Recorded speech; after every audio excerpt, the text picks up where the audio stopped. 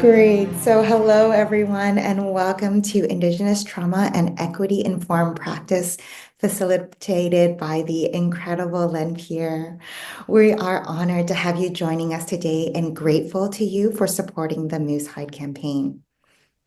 My name is Emmy Doe, and I'm grateful to be supporting this session today. I'm joining you all today from the lands that have been stewarded for time immemorial by the Musqueam, Squamish, and Tsleil-Waututh nations. As we are all participating today from different parts of Turtle Island, I encourage you to take some time to familiarize yourself with which territory you are residing and include that knowledge and learning in your space today as we ground ourselves in ceremony. Before we begin, I'd like to go over a few housekeeping notes. During this session, everyone's mics will remain muted and the general chat function is open. We encourage you to engage in conversation that way. If you have any questions, you can put those in the chat and I will bring your questions to Len. We will do our best to answer as many of your questions before the end of the workshop. It is very important that everybody in this call be treated kindly and act respectfully. This is an invitation to embody our values of love, wisdom, trust, and respect.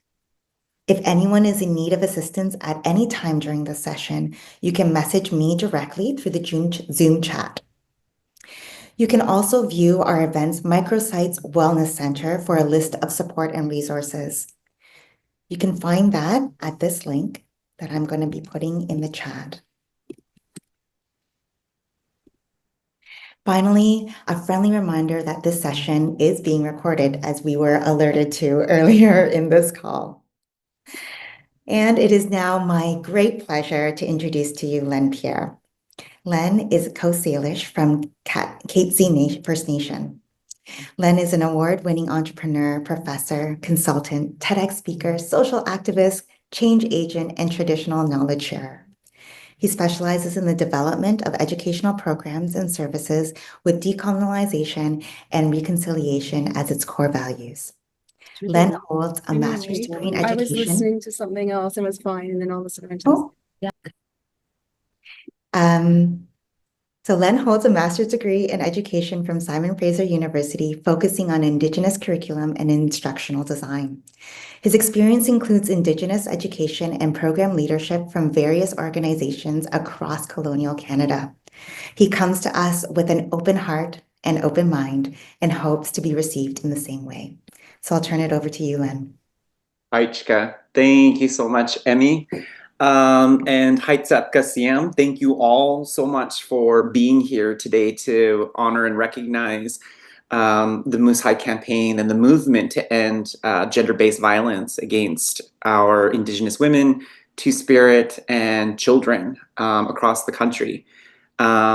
Hi, Chika. Thank you to the entire team at Moose Hide for inviting me in to be into this space here, to share some knowledge and to be together in unity and solidarity for this good work.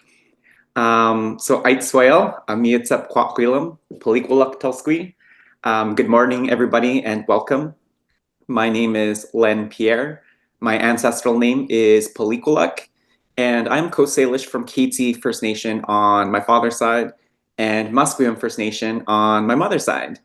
I am the owner and CEO of Len Pierre Consulting. We are a tiny but mighty Indigenous consulting firm specializing in systemic transformation for any willing organization across North America, Turtle Island, who are looking to roll up their sleeves and get into the good work of decolonization, embedding Indigenous cultural safety and humility, or the good work of reconciliation. I come to you this morning with an open heart and an open mind, and I hope to be received in the same way. And I say that because I've been invited to participate and hold a little bit of space here for the Moose Hide campaign to share with you what I've come to learn about Indigenous trauma and equity-informed practice. So I'm very happy and excited that you're here, but also a little bit nervous. I mean, you signed up for a trauma workshop. And with that, I just want to share to all of my Indigenous friends and colleagues and relatives on the line here, I want to hold this space gently and kindly and with the utmost humility, that the knowledge that I will be sharing with you today about our own traumas, intergenerational trauma, targeted trauma, and state violence against Indigenous peoples that is alive and well today, hits really close to home for each and every one of us as Indigenous peoples of these lands and territories in what is now called, so-called Canada. So I'm going to do some truth telling this morning with each and every one of you. My promise to you is it's not all doom and gloom. It never is in our books at LPC. We always want to hold this space with the spirit of learning, the spirit of healing, and the spirit of systemic change and transformation. So I really welcome and invite each and every one of you to leave.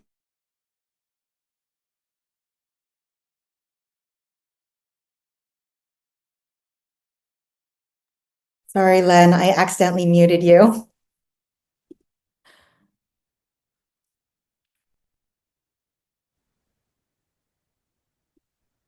Give me 1 second.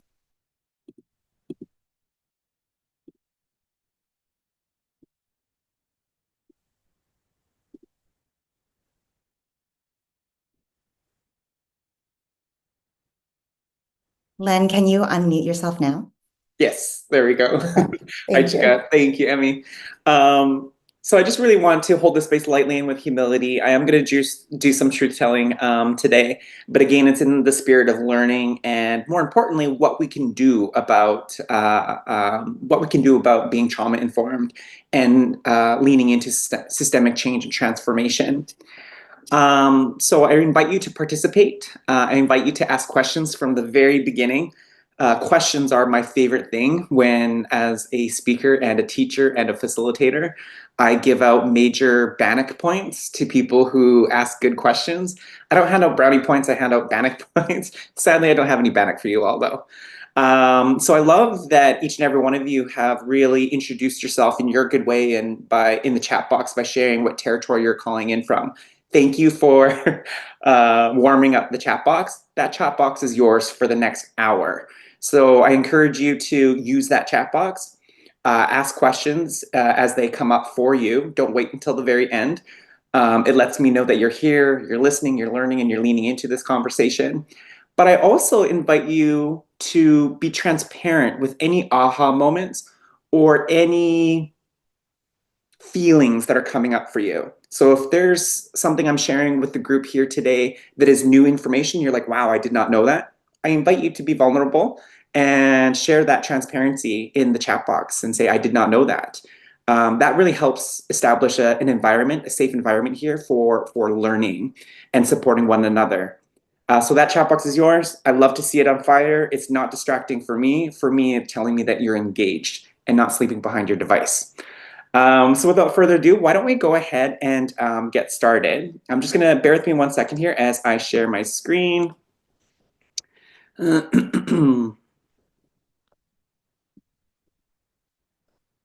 Okay.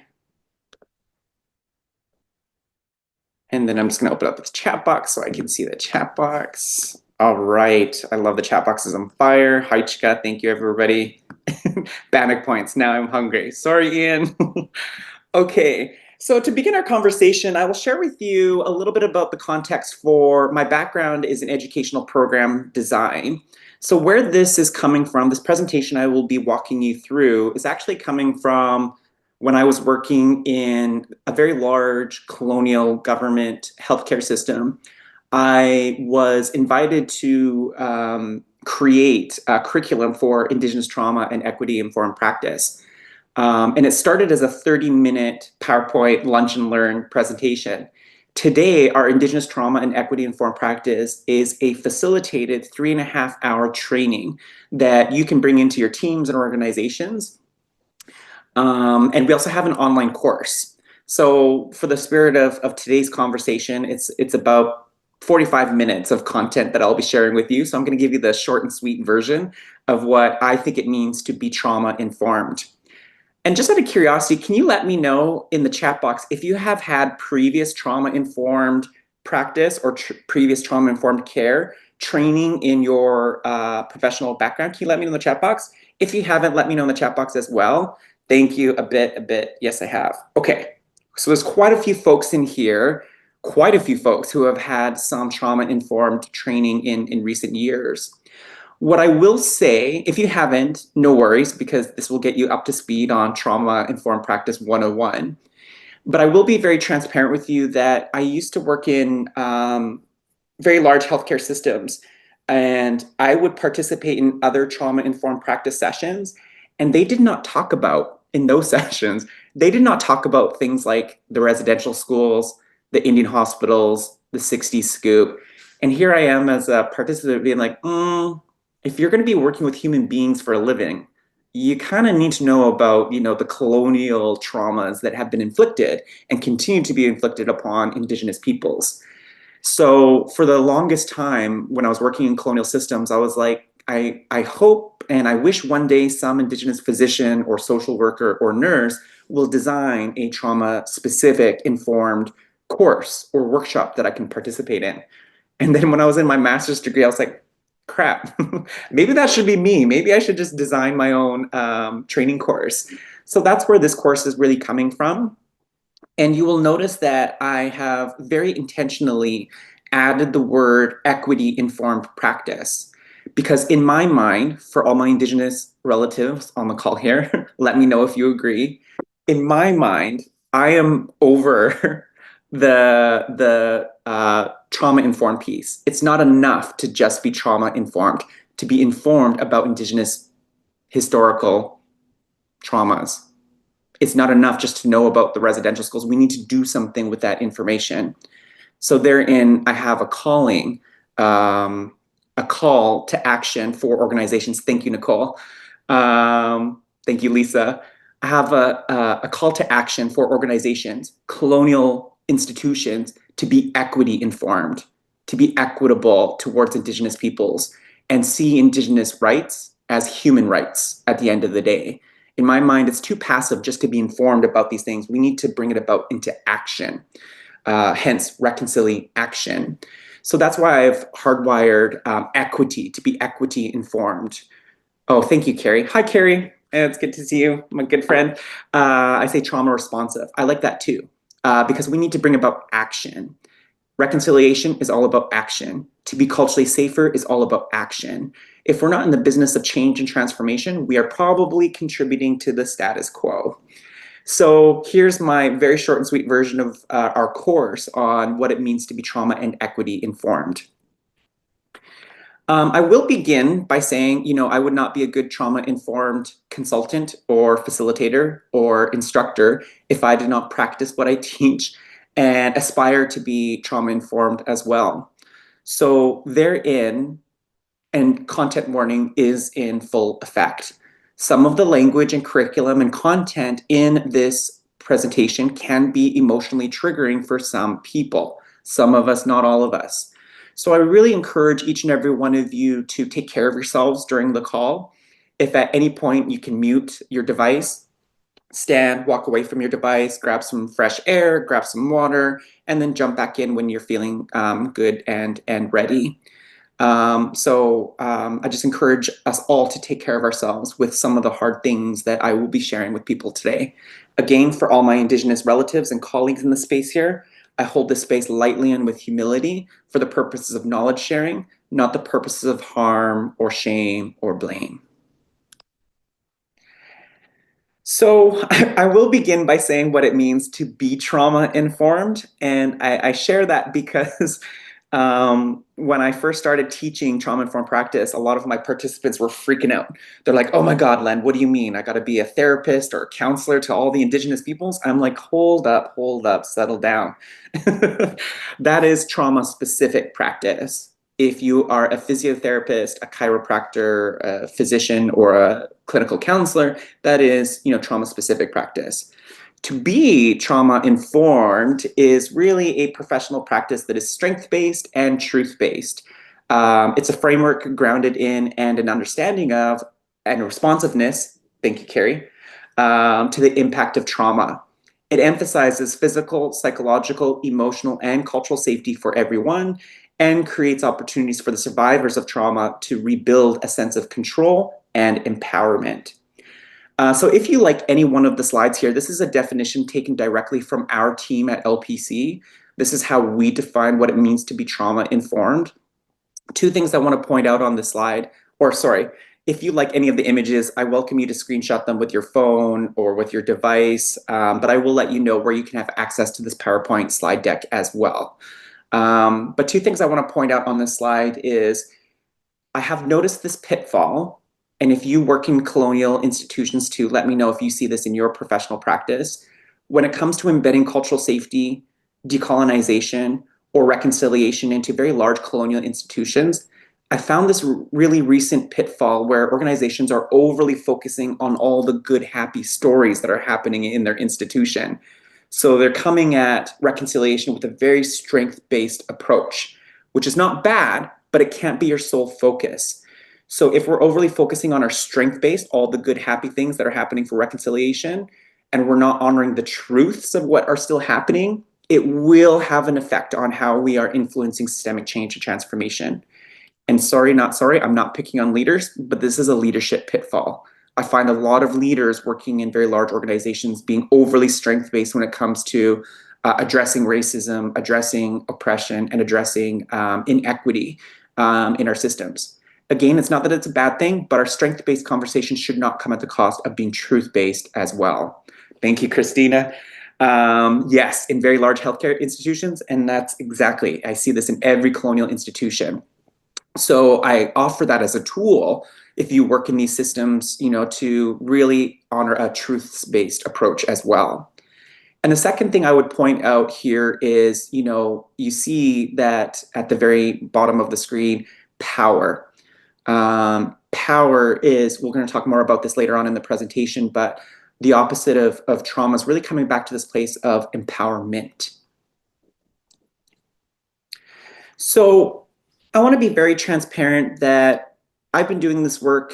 I've been in the field of Indigenous education for the last 26 years. I know I look so young, but I remember 26 years ago when I started working in the education system that nobody was talking about trauma. It was not evoked in professional practice at the time.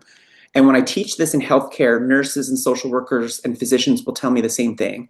It's only been in about the last 8, 9, or 10 years where we've really started to hardwire what it means to be trauma-informed. So trauma-informed practice in my mind is relatively new work. It's still emerging. And I feel like it's contained to the healthcare system. However, I feel like if you work with human beings for a living, everybody needs trauma-informed training, but it's not widely accessible. And if you have had trauma-informed training, that's a very privileged space when we have access to this type of learning and this type of training. And I say all human beings need, if you're in a service, if you're in an industry or a professional domain that requires you working with other human beings, which is like 99.99% of us as the workforce of Canada, we all need trauma-informed training because trauma is so common. Here in Canada, trauma is so common that 75% of us as adults, Canadian adults, will encounter some form of trauma in our lifetime. 75% of us. That's 3 out of every 4 of us on this call. That number is very different if you happen to identify as an Indigenous person because of state violence imposed against Indigenous peoples. So trauma is very, very common. And we need to build out our trauma-informed literacy with human beings who work with fellow human beings. But I call this the trauma quandary because while the word trauma is useful, it doesn't float my boat. It doesn't float my boat because of these main points. It is important to know that while trauma is a useful term, it is still a psychological and mental illness term. Therein, it already does not float my boat. Because if we go to residential school survivors, and they've been abused and tortured in their childhood through the residential schools institution, and then they come out and we say now that they have a psychological and mental illness term, I'm like, that doesn't sit well with me. It is also important to know that the word trauma is a medical term rooted in a deficit orientation. And if we are only focusing on the deficits of people that we are working with, it kind of asks the person to change when in the context of reconciliation, cultural safety, and ending gender-based violence, what we need is our systems to change. So the focus on trauma really, in my mind, lacks accountability for genocide, state violence, destabilization, exploitation, male supremacy, white supremacy, assimilation, and capitalism. So this graphic that you see, this image that you see on the screen here is kind of like this came across my social media feed a couple years ago, and I was like, wow, this is a very eerie, accurate representation of how we typically look at trauma in the Western world. So the blue suits could be representative of any one of us in our professional domain. If you're a social worker, if you're a doctor, a nurse, a teacher, an educator, an RCMP officer, the blue suits represent us as professionals. And then we look at the young koala as representative of, like, let's say a young Indigenous person. And we say, wow, this young koala has a mental health problem. This young koala has suffered some trauma, which is a very micro view of a very large systemic thing that that young koala has endured. Because this clear cutting that you see here is representative of colonialism in Canada. This stump that the koala is holding on to could be symbolic to forced removal from mom and dad, their caregivers, the home, grandparents, and siblings. The other stump here could be loss of language, loss of culture, living in scaffolded and designed poverty in Canadian society. So in my mind, to be trauma and equity informed practice is to train ourselves as professionals and as Canadian citizens to take a step back and take a more macro view of what has been sustained here in Canada, which is colonial violence, state violence against Indigenous peoples. That's my soapbox for trauma-informed practice. If you want to sit with me on my soapbox, come sit with me. I would enjoy the company. But this is why I ask colonial and large institutions to be equitable, because equity is not the same thing as equality. And as Canadians, we are addicted to the equality conversation, that everybody's treated equally and fairly in Canada. Is everybody treated equally and fairly in Canada? No. It's why we have marginalization, and it's why we have, thank you. I love the chat box is on fire. Oh, I'm feeling the energy and the love and the solidarity and allyship in the space here. Nobody's treated equally and fairly in Canada, so we need to hardwire equity into our practice. So here's where we get into the informed piece. It has been my experience that not every Canadian citizen today in the year 2025 is familiar with Indigenous traumas. So we need to be informed about what those traumas are. That's the true history, not just Indigenous history, it's Canadian history in this country we live, work, and play in. So one of the things I will never ever do is romanticize or glorify that there was no such thing as trauma before colonization. Of course we had trauma before colonization. I would call those traumas very universal forms of traumas, though. These are traumas that do not discriminate. You could be a human being born on any part of the planet and accidentally encounter one of these forms of trauma.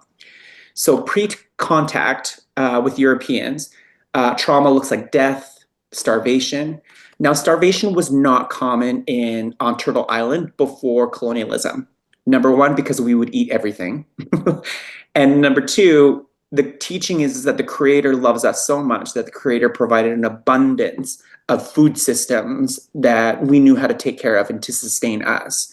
So starvation was very, very uncommon. If we encountered starvation, it was probably because of being, first being removed or being disconnected from your family or your tribe or your nation, and you did not yet have the skills to hunt, fish, or which foods to eat. But starvation was not common. Tribal wars, separation, flooding, fires, earthquakes, and of course, physical injury are universal forms of trauma. Where our story changes is with what I call targeted trauma. Targeted trauma is exactly that. These are not accidental traumas. They are not willy-nilly, and they didn't just happen. They were incredibly strategic, incredibly intentional forms of state violence, state-sanctioned violence against Indigenous peoples. This is not common knowledge among mainstream Canadian citizens today. Targeted trauma looks like mass murder, also known as genocide, biological warfare. Do you all know what I mean by biological warfare? Can you let me know in the chat box? Okay, most people know, yes, smallpox. So yeah, okay, everybody knows. The smallpox blankets that were purposefully infected into blankets, and then fur traders knowingly and intentionally trading those blankets, those infected blankets, into indigenous communities to embed the disease to decimate the population. That's not common knowledge among Canadians today, that biological warfare was a thing here. Thank you, Tara. Thank you for your transparency. What else do we have here? Land theft. All lands in Canada are stolen lands. I look at Canada as a landless country. It's an administrative state with any real landmass because of either broken treaties or non-existent treaties with Indigenous peoples. That's why we say unceded in our territorial acknowledgements. Displacement, the residential schools, the Indian hospitals, health experimentation. This one's new for me. I did not know. Thank you, Leanne. Leanne's alluding to it in the chat box right here. This is new knowledge for me, and I teach this for a living, and I've built a company out of this. I learned just 2 years ago the origin of Canada's food guide. Canada's food guide has a very dark origin story. Canada's food guide, which is public education curriculum today, used in public schools all throughout Canada. Canada's food guide was informed on starvation experiments on starving Indigenous children in the residential schools. In the early 1900s, fortified flour was a banned food substance because the federal government did not know how toxic it was to the human body. So the federal government hired a biochemist named Lionel Pett, who would go into over 12 residential schools in this country, take a control group of starving Indigenous children, forcibly feed the children fortified flour, and then document all the negative health outcomes. That starvation science was traded to Nazi Germany once upon a time. Just like how Canada's Indian Act, which is the most racist piece of legislation that exists on the planet today, was traded and informed the apartheid in South Africa. So we traded racism, we exported racism out of Canada. Child theft, dog slaughters. Dog slaughters is also a new one for me. I did not know this. I learned this from the Inuit. The Inuit are clients of mine in northern Quebec. And 3 years ago, I was sitting with the elders in Inuit territory in Kuujjuaq in northern Quebec. And they were going on about their history about the dog slaughters. And as a professor, as a consultant, I'm sitting there with the elders and I'm like, I'm sorry, I don't know what you're talking about. Can you let me know about this? And what the elders told me was that the Inuit were the last to be colonized because colonization happened from east to west and then south to north. So the Inuit were the last to be colonized, and the RCMP had a heck of a time catching up to the Inuit because of the use of their sled dogs. So the Inuit would see the RCMP coming from miles and miles away, and then in a matter of moments, have their entire family mobilized through the use of their sled dogs, only for the RCMP to eventually catch up with the Inuit and then slaughter every single sled dog in their family and in their community. I don't know if anybody has any fur babies at home. I got one fur baby here, and I can't imagine the trauma of having the RCMP coming into your community, your family, and then killing all your fur babies, essentially. That one's new for me, and that's not common knowledge among Canadians today. State violence, religious violence, economic violence, missing and murdered Indigenous women, girls, and Two-Spirit folks, which is exactly what we're talking about today with honoring and recognizing the Moose Hide campaign, the theft of horses, and manufactured consent. So all this is to say is that, there's I call this stacked trauma. And just one of these traumas is significant enough, is way too much already. So where our experience transforms is where we now encounter what we call intergenerational trauma. So intergenerational trauma is where we experienced a significant traumatic event like the residential schools, and that event has this transformation where we inherently and unintentionally pass on our traumas to the next generation. Now, for all my Indigenous colleagues on the call here, we are very good at talking about intergenerational trauma. We've been talking about that for a couple of generations now, intergenerational trauma. But in my mind, I'm always reminding my aunties and uncles and elders and leaders, we cannot forget that we only have intergenerational trauma because of targeted trauma. Because if we're just focusing on our intergenerational trauma, we're taking on all that onus and that blame of having trauma, but it's coming from targeted trauma. So intergenerational trauma, what's left behind in our communities today looks like psychological assault, ritual abuse, gender violence that we see today, cultural alienation, what gets called suicide, mental illness, the toxic drug crisis that we are in, mass incarceration. This is why if you walk into any men's prison, women's prison, or juvenile detention center in this country, you do a scan of the inmates, you will find an overwhelming overrepresentation of Indigenous peoples who make up that population. Houselessness, poverty, survival crime, addiction, lateral violence, blood quantum, sexual assault, and political violence. And I'm sorry, not sorry, it does not end there. As if this wasn't enough, this is what largely contributes to widespread systemic Indigenous health and social inequities today. This last pillar that you see here is what Canada's really good at seeing. We have all kinds of data and numbers and percentages to report that as Indigenous peoples, we are overrepresented in almost every single ailment or disease in this country. You name the ailment, you name the disease, we will be overrepresented in it. Kidney disease, heart disease, autoimmune disorders, high rates of unemployment, high rates of addiction, high rates of dropping out of school. Canada's really good at seeing this, but again, and then, say things like, well, what's wrong with Indigenous peoples? And it's like, no, not what's wrong with us, what has happened to us. So this is the biggest missing context. So I don't think I taught anybody anything new here, but what I did is connect a lot of dots for what we have seen and heard and learned about over the last decade in this country. So I will pause here to catch my breath. And full transparency, I totally broke my own teacher rule here and put way too many words on a single screen for our brain to possibly comprehend. Is there anything written on the slide here, any words or phrases that you would like me to speak to in a little bit more clarity or depth?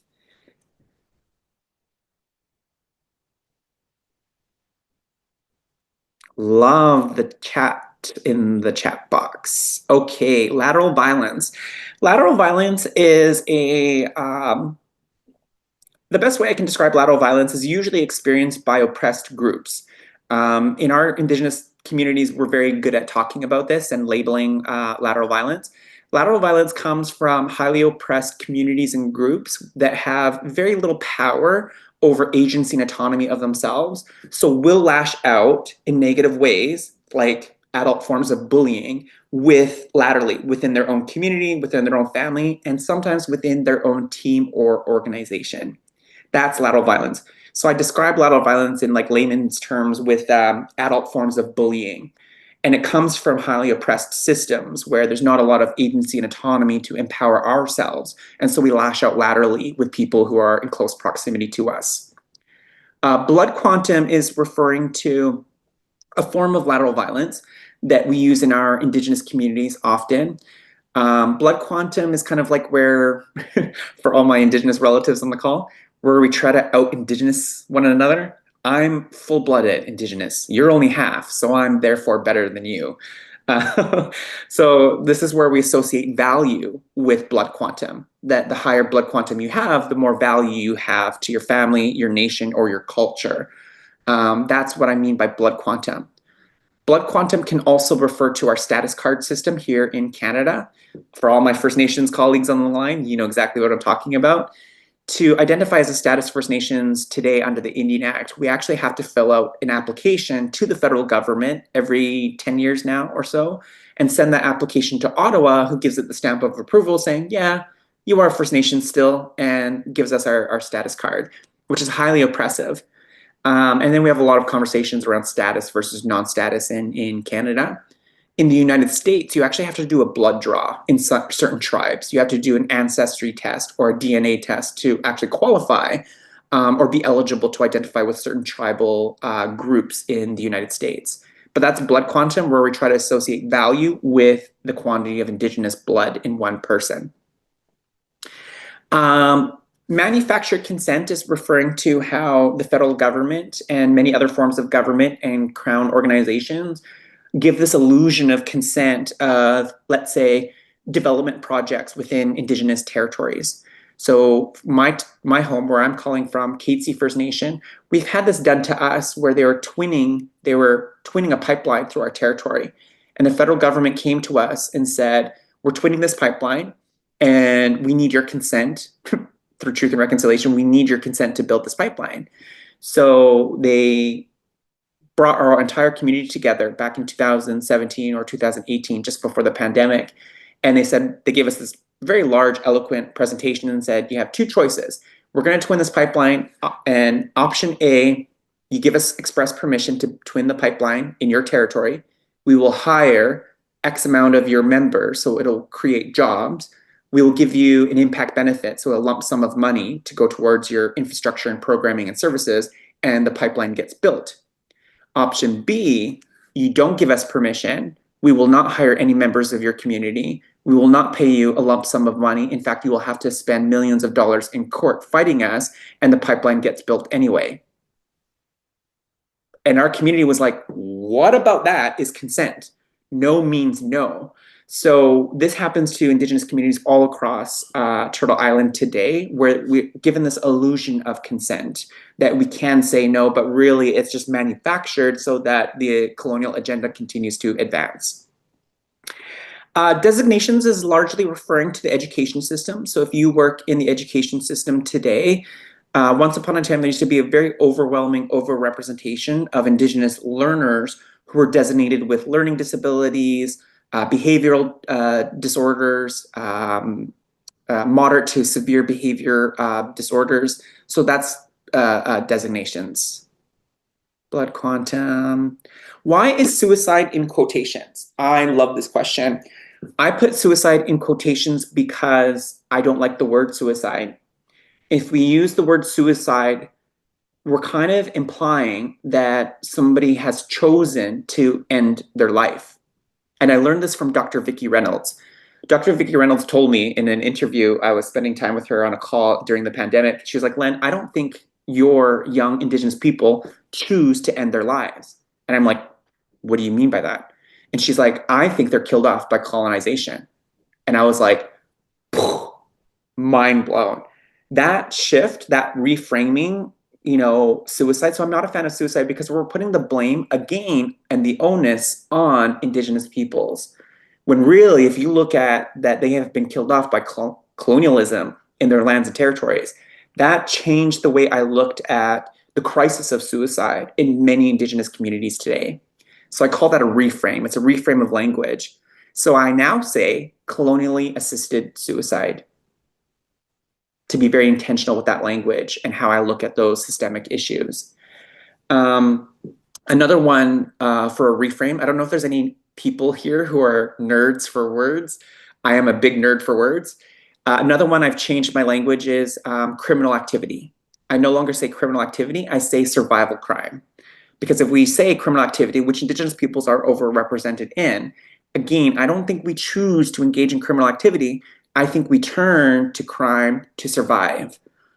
And full transparency, I struggled with that for a moment because, like you, I've been socialized into thinking that breaking the law is bad and only bad people break the law. But that's really a testament to my own privilege that I've never had to break the law to feed myself, to put a roof over my head, to have a sense of community, or to keep my children. I've never had to. So that reframe of calling it criminal activity and switching it to survival crime changed the power dynamic of these very large systems that scaffold Indigenous inequity. Another one I've changed is, homeless to houseless. I don't say homeless people. There's no such thing as a homeless Indigenous person in Canada because as Indigenous peoples, our territory is our home. And every Indigenous person in Canada has a territory, a home territory. So we don't always have the coin, the money for a house, especially with today's rates and inflation. but houseless or precariously housed, I will say, is very common in this country. So I call that switching or reframing the language we use to be more resiliency focused. Whew, that was a lot, I know. And this is the hardest slide. And I just want to thank you all from not the bottom of my heart, from my whole heart, for allowing me to guide you through often the missing context of what's not, in my mind, covered in other trauma-informed workshops or training sessions. Again, I don't think I taught anybody anything new. If you did learn something new, that's bonus. But I think I connected a lot of dots for folks here in the space here. And this is why we need you. This is why we need allies. This is why we need champions to continuously show up to spaces like this, to listen and learn and acquire the tools necessary to change this narrative, to change this, story that we've been a part of for far too many years in this country. That's why I can't thank you enough for picking this session. I promise you it's not all doom and gloom. I'm going to pick it up from here. But this is the problem. This is why I have the big soapbox of, it's not enough just to be informed about this. I'm going to cry. Thank you all for the love and the support in the chat box. Okay, let's switch gears and talk about now what can we do about it. I always like to be very actionable when I teach. I don't like to just be like this voyeuristic, oh, let's talk about the residential schools and not what we can actually do about it. And the good news here is that you don't have to be Indigenous to help address this. You don't need to be Indigenous to respond to these widespread inequities that we see today. When we have everyday Canadian citizens, Indigenous and non-Indigenous, to pick up the movement for reconciliation, that's the medicine, that's the antidote for this work moving forward.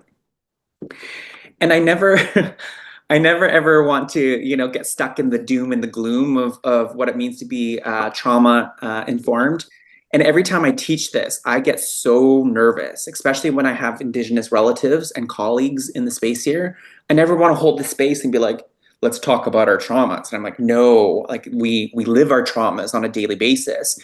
So I am often invited to First Nations communities in this province of BC. And they asked me to do a trauma-informed workshop with their community. I'm like, no, why? I don't want to. And I go and I do it. And I get nervous with that last slide, with all of the traumas listed out in those 4 pillars. I sweat. I get so nervous, especially when there's elders and matriarchs and a bunch of aunties in the space. I'm like sweating. I'm stumbling on my words. And then at the very end, I am like, any questions?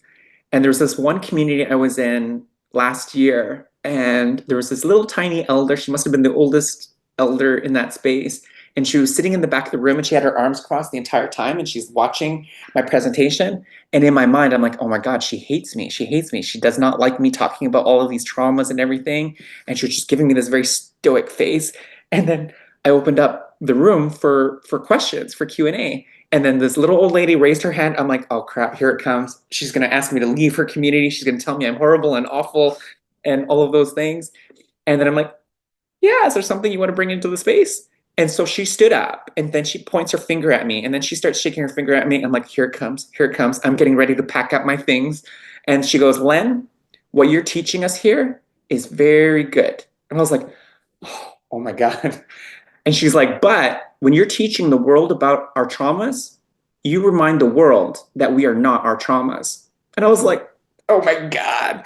And then so I almost started crying because I was like, wow, absolutely. So this slide is for her. And I can't remember her name in this session that we were in, but this slide is just for her. We are not our traumas as Indigenous peoples. The fact that we are still here actually truly is a testament of our intergenerational strength, our intergenerational grace, and our intergenerational resilience as Indigenous peoples. We are not here because we embody 100 stories of torture and abuse and oppression. We are here because we embody millions of stories of strength, grace, and resilience. The fact that Canada dreamed of a day that there would be not a single Indigenous person, and the fact that we can pick ourselves up, dust ourselves off, and take space and take our place in things like politics, medicine, entertainment, music is no small thing. That's a huge testament to how strong we are as Indigenous peoples. So this slide is just for her. Okay, so let's switch gears here and talk about some trauma-informed tools for your tool belt, or for my Indigenous colleagues in the space here, some good medicine for your medicine basket. One of the most powerful things I've ever learned about what it means to be trauma-informed, a lot of us think that the opposite of trauma is healing. In my mind, the opposite of trauma is not healing. The opposite of trauma is power, because to suffer some trauma is to have lost some power. And as Indigenous peoples, we've lost a lot of power through the generations. And so whenever you encounter a trauma response, flight, fight, freeze, flop, friend, you all know this if you've taken part of recent trauma-informed sessions. Fight, flight, freeze, flop, friend. What do all 5 of those trauma responses have in common? What is their goal? What is their destination? Is to reclaim power. So the opposite of trauma is power. That to be trauma-informed and to be equity-informed is to share our power as professionals with the people, so that we can alleviate trauma responses by sharing our power with Indigenous peoples ahead of the game, so that we don't have to encounter any more resistance or adding to the trauma response, the trauma that's being reactivated by Indigenous peoples when we're working with them. Another great tool I've picked up along the way is seeing all behavior as forms of communication. I learned this in my counseling training when I was becoming a youth care counselor. They trained us that all behavior is a form of communication. And this is a really powerful takeaway if you work with Indigenous peoples as a part of your work. This is a powerful one if you work in education. I've seen a lot of teachers, and I've worked with a lot of teachers over the years who have worked with, like, let's say, little Johnny, who's an Indigenous young boy in grade 2, and they'll say, oh, little Johnny has behavior problems. He's a bad boy. He's a bad student. And I'm like, oh, no, can we not label our students like that? Because when you look at those behaviors that Johnny exhibits, like showing up late, lashing out, bolting out of the classroom, fight, flight, freeze, flop, friend, those are little Johnny's ways of reclaiming power, because he's feeling in a state where he has no power. So he uses fight, flight, freeze, flop, friend to regain power. And if teachers understood that it's not a bad boy, that he's trying to communicate something to you, wow, will that ever change the way we respond to our fellow human beings? So I encourage folks to train ourselves to, ask these questions. If you're working with a human being and they're exhibiting some type of outrageous behavior, what is the behavior communicating to me? How is the behavior serving the person exhibiting the behavior? And remembering that the behavior might not make any sense to you, but it makes perfect sense for the person who is exhibiting the behavior. I wish we taught this information to people who work, in customer service in downtown Vancouver, where, there's a more concentrated population that are of human beings who are, walking with some mental health or substance use, relationships. If all human beings can see behavior as communication, it might make us lean in with a little bit more courage and empathy and compassion to our fellow human beings. But typically, we live in such a fear-based colonial country that trains us to see our differences and think about our own safety and say, well, that person's not safe. Well, that person's not worthy of my time, energy, or effort. I'm like, but if we had trauma literacy about us, we might lean in with compassion and dignity, and then, of course, apply equity into our practice. So I know somebody was mentioned, Wendy, can you give a specific example of a behavior that makes sense to help me understand? Yes. So let's go back to, this little annotate button is driving me nuts. Okay, I will respond to that. All behaviors are some form of communication, and So an example, let's say for fight. If somebody is yelling or arguing with you or providing you with backlash, and we say, oh, well, that person is very rude, very disrespectful, I need to disengage, or it's not safe for me because this person's arguing with me. That fight response could be the arguing, yelling, the backlash, could be, I'm not saying it's guaranteed, it could be a trauma response. And the reason that they're arguing, the reason that they're yelling is probably because they do not feel seen, feel heard, or feel validated. And as human beings, we are hardwired to experience validation from our fellow human beings. And as human beings, we will all go through great lengths to feel seen, heard, and validated. We will. And that trauma response could be that their system, their bodily systems are so overwhelmed, they have to do it by yelling because we're out of control of our body and we're trying to regain some form of control in that moment. Again, the opposite of trauma is power. And we're using fight as a behavioral mechanism to regain power in that moment. And to be trauma informed is to share our power with people who have lost power in advance so we can alleviate those behaviors, so we can mitigate those behaviors. Flight response is an example. An example of flight would be students who bolt home at recess or lunchtime. Flight can also look like staff, colleagues of ours who call in sick frequently, who show up late to staff meetings and leave early. This avoidance tactic is a way of reclaiming power and control. Again, I'm not saying all absences or all people who show up late and leave early to meetings are a trauma response. I'm saying it can be. It could be a trauma response. Freezing looks like I can't do this, freezing might also look like spacing out. People who, don't make eye contact, their eyes are wandering away. They're not really engaged with you. They're staring at the ground. They're staring up in the air. It might also look like people who are very nonverbal. Again, it's a guaranteed trauma response. It could be a trauma response. Flop or fawn looks like it's all my fault. It's really not worth it. Oh, I give up. Well, this is useless. That could be a trauma response.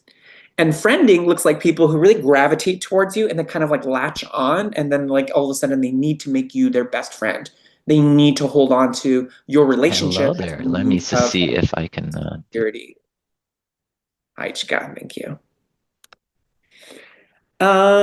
Trauma also happens inside of us as human beings. We are not exempt from this little thing called trauma. So all of the feelings that show up when we're experiencing crisis or when we're responding to trauma, trauma happens inside our bodies as well, and it can be reactivated. I don't like using the terminology like trigger trauma. If you look at our colonial language, it's very rooted in violence, like hitting two birds with one stone, taking a stab at it, frontline services, which comes from the army. We have very violent language in the Western world, and that's not really trauma informed either. So I never say triggered trauma. I will say it sometimes just to let people know what I'm talking about. I now say reactivated somebody's trauma. Or my traumas have been reactivated. They haven't been triggered, they've been reactivated, to use less violent language. So if trauma is being reactivated in our bodies, it can show up things like tension, aches, pains, confusion, memory problems. And in the Western world, we would really call that like bad feelings. Oh, uncomfortable feeling. We don't like these feelings. These are awful feelings. I'm like, those are not bad feelings. Those feelings are forms of communication. Those feelings are your body and your spirit telling you, hey, your systems are a little bit overwhelmed here. You might need to pause, take a break, stand back, and just take care of yourself and reach for some healthy coping mechanisms. Okay, last couple of slides here, I promise, and then I'm going to zip it and then just open up the floor for any questions and comments and reflections from the group here. So I can't express enough how much we need equity literacy and equity training in Canada today. It boggles my mind how many professionals, very highly educated people, very learned people, get really confused and mixed up on the difference between equality versus equity. Teachers, I see this all the time in classrooms. I go in and teach teachers, how to be equitable because we say things like student-centered learning, which is equity. And then when I spend time with teachers in the classroom, they're like, oh, we can't play favorites. We can't give, I even heard it called luxury service. And I'm like, that's not playing favorites. That's not luxury service. That's equity-oriented care. That's student-centered learning. So people get very caught up in just, we need to treat everybody the same. So I love this quote. I love this graphic here that equality is giving everyone a shoe. Equity is giving everyone a shoe that fits. And the reason we are addicted to equality in Canada is because it's more easier. It's more efficient. It saves us time, it saves us energy, and it saves us resources. So if you find teachers, nurses, social workers, anybody who's in the helping field, the healing field, we're addicted to equality because it's efficient. I also call that the tyranny of efficiency, when we're overly trying to be efficient in our roles and responsibilities in the work that we do. But if we're treating everybody the same, it will come at the hurt and harm and pain of people who experience inequity in this country. So who are equity-seeking groups? Not just us as Indigenous peoples. If you identify as gay, lesbian, trans, queer, bisexual, two-spirit, non-binary, non-conforming, you are equity deserving as well. If you are a person of color, or what I like to call the global majority, we are equity seeking too. Newcomers to the country, people who use substances, people with disabilities or diverse abilities, people with neurodivergence, and of course, if you identify as a woman, you are in that equity deserving group as well. The whole reason we have marginalization in Canada is because we live in a colonial system designed with very few in mind. So who benefits from decolonization and who benefits from equity work is everybody. Every Canadian person benefits from equity practice. Jody put this in the chat box just a moment ago. This is a very powerful graphic that really describes the difference between equality versus equity.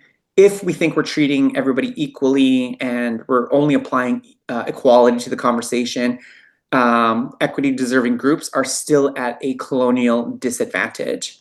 So I always say that equity is giving more time and energy where time and energy is due. And those equity factors that I'm usually looking for when I'm working with teams and organizations is more time. Simon Sinek says that time is a commodity and it's a non-redeemable commodity. And people always use time as a barrier. We're like, we don't have time. We don't have time. And I come in and I'm like, oh, okay, that's fair. Teachers tell me they don't have enough time because there's too many students they got to work with. Doctors tell me that they don't have enough time because they have too many patients they got to see. And I say that's fair. It's also fair to point out that in the Western world, in your profession, you have a lot of time for things you think are very important now, don't you? And they go, oh, when you put it that way. I'm like, maybe you don't need more time. Maybe you need a shift in values, that you need to see time with Indigenous students, patients, clients is of high value. Then you're going to find the time really quick and in a hurry. So I share that with you to never let time be presented as a barrier in any service field, in any team or organization. We will never have time if we never take the time. But it's a phenomenon to me how often I see that people use time as a barrier that's untouchable or unbreakable. I'm like, no, we can harness this little thing called time. Never let it be perceived as a barrier. More flexibility, making sure that respect is hardwired into the work that we do, coming to this work with kindness and humility, easing up on those restrictions. And of course, if we have designations for Indigenous students, making sure that they are functional designations. Here are some trauma-informed tools for your tool belt. A content warning if you are ever talking about things that could be sensitive in nature, such as the residential schools, Indian hospitals, racism, lateral violence. Content warnings help people prepare for the information that is coming their way, which is why I opened up with a content warning at the very beginning of this presentation. Asking for permission, offering choices, changing the language we use to a more resiliency focus. So instead of suicide, colonially assisted suicide. Instead of homeless, people that are precariously housed. Instead of criminal activity, survival crime. Changing the language to a more resiliency and systemic accountability focus. Recognizing those trauma responses, fight, flight, freeze, flop, friend. Learning some grounding techniques and putting grounding techniques as tools for your professional tool belt. I have like 25 different grounding techniques I use when I teach and when I facilitate. All of those grounding techniques come back to your breath. My yoga teacher, any yogis in the space here? Any fellow yogis? One of my master yoga teachers, her name is Esther O. She taught me, she's like, Len, master your breath, nobody can steal your peace. And I was like, oh, I like that.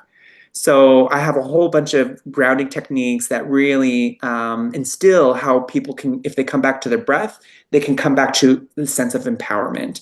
I'm empowered in control of my body if I can come back to my breath.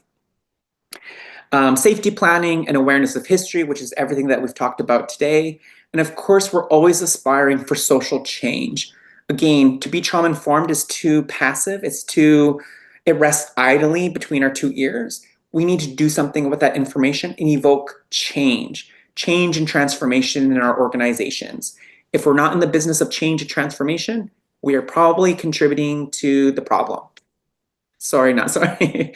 We have to be in the business of change and transformation because there's a lot to change in our system so that they are not inequitable, but more equitable towards Indigenous peoples. Okay, last slide, I promise. So here are my top 10 favorite trauma-informed communication strategies. This is my last slide, and then I will close up our session or open up the floor for any burning questions you have for me. Number one, always appear calm as you possibly can. It's hard to respond to somebody when they're in a trauma reactivation, when they're in a trauma response, if you're frantic. And if that's not true for you, if you have a hard time responding to a crisis moment, if you have a hard time responding to somebody who's in a trauma response, that's okay. If not you, then who? That's where you tap a buddy and have a colleague or a friend come in and do that response if you cannot appear calm. If you are frantic or stressed or your systems are getting overwhelmed, you can, unintentionally be contributing to the problem. Always making sure to slow down, pause, breathe, see if they have questions. Being mindful of eye contact. I used to call this like giving eye contact, but now I'm just asking and inviting folks to be mindful of the amount of eye contact that they are giving. I work with some friends and colleagues who are very aggressive eye contact people. These are people that don't blink and they kind of just look at you very aggressively when they're talking. I'm like, do you blink? So just be mindful that different cultures, have different values towards eye contact. In many Indigenous cultures, it's actually very respectful and very kind to give less eye contact.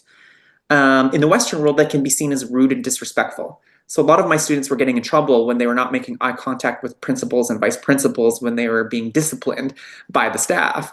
And principals would say, well, why are they being so rude and disrespectful? Why aren't they looking at me? And I'm like, no, they're being respectful because in our culture, it's rude to make eye contact with you if you're disciplining us.